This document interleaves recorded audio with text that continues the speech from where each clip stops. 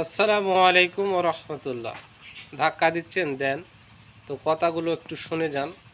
শোনার পরেই ধাক্কা দেন, সমস্যা নেই, কমেন্ট করতে হবে না।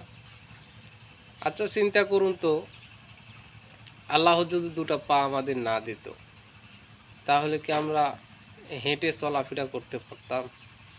এমনও তো লোক আছে যাদের দুটো পা নেই। চিন্তা করুন তো, আমার যদি দুটো হাত না থাকতো, তাহলে কি আমি হাতের কাজগুলো কি করতে পারতাম?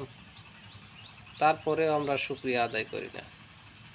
মসজিদে আজান হয়, আল্লাহর দেওয়া পা দিয়ে মসজিদের সামনে দিয়ে হেঁটে চলে যায়, কিন্তু মসজিদে নামাজ পড়তে যায় না।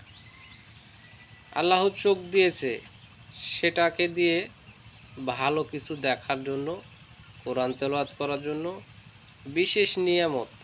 আচ্ছা, চোখটা যদি নাই, যে কানা, পার্শ্ববর্তী অনেক এলাকায় আপনার কাছেই দেখেন অনেক লোকের দৃষ্টিশক্তি নেই, তাহলে তার কি অবস্থা একটু ভাবুন তো। প্রত্যেকটা জিনিস যদি আপনি দিমাগ খাটিয়ে, দিমাগ লাগিয়ে যদি ভাবেন, তো আপনার দ্বারাই কখনো আল্লাহ না শুকরিয়া হবে না। আমরা এই জন্যই সবসময় আল্লাহর শুকরিয়া আদায় করি। আলহামদুলিল্লাহ, আল্লাহ আমাদের সম্পূর্ণ সুস্থ রেখেছে এবং হাত পা কান চোখ যা লাগে সবই সুস্থ রেখেছে, আলহামদুলিল্লাহ।